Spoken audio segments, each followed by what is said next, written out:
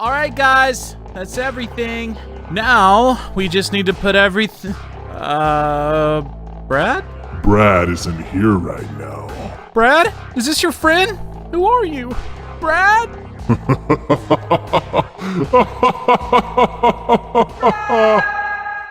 That is a situation you don't ever want to find yourself in. Terrified and alone. But for you to understand just how scared I was, we have to start from the beginning. So it was always very difficult to put a band together in my small town, but those struggles are a topic for another video.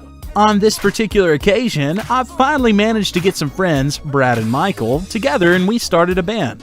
Electric guitars and drum sets tend to be very loud, and we didn't want to bother or risk sound complaints from the neighbors or anything, so we were desperately looking for a place to practice. As it turns out, I had another friend who was always very encouraging of my music, and he was always telling me how talented he thought I was. He'd always ask, "Hey Scribble, why haven't you started a band, gotten famous, and toured the world yet?"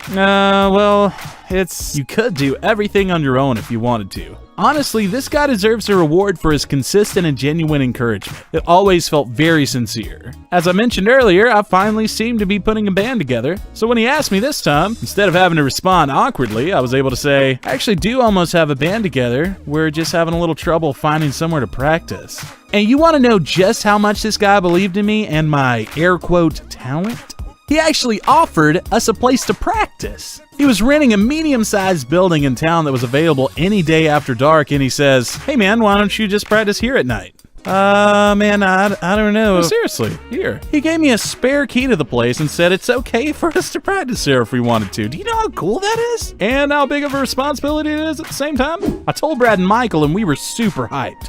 All we needed to do was move our equipment over, and so with minimal hesitation, we loaded up the guitars, drums, and everything and headed right over. The building was part of a long chain of buildings that were built directly next to one another. This building happened to have a back entrance. However, to get to it, you had to go down not one, but two dark alleyways. One to get to the back side of the chain of buildings, and then one to get to the doorway that led inside. It was very dark outside, probably around 9 or 10 p.m. So we backed up towards the beginning of the second alleyway and started moving the equipment in. So we started with the guitar amps, then the instrument stands and stuff, and finally the drums. The drums took easily 10 trips, give or take, on their own. So when I noticed there was only one more trip, I told Brad, "I'll go get it. You guys can stay here and start setting everything up." "Cool, man. I think we're gonna have a look around." "Okay, fine. Just don't break anything."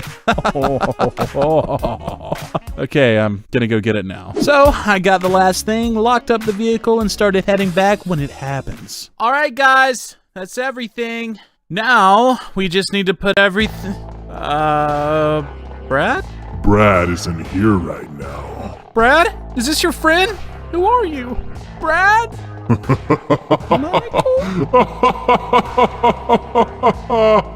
And that is exactly what didn't happen.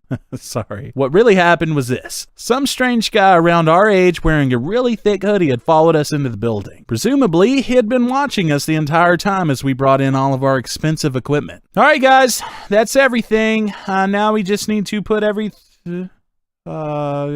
hello? Are you lost? No, I'm not lost. Hey man, who's this? My name is Larry.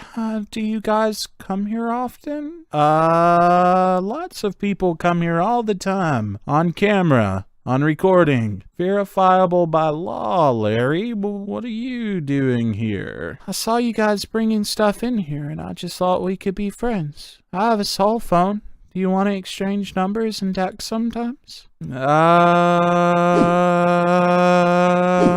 Yeah, let me give you my number. This is a new phone, so I just have to check what it is. And I'm not 100% sure what phone number I gave him, but it definitely wasn't my real number. Are you crazy? No way, dude. It's probably one of those scam phone numbers, though. The ones that used to bombard everyone with those fraud tech support calls. Thank you, guys. It's nice to meet all of you. Yeah, man, we were just about to go. We've got a place and a thing, I'm sure you know. Now let's all just leave in a nice, organized fashion.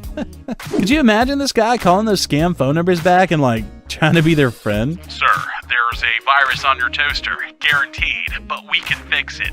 Guaranteed, or your money back. Guaranteed."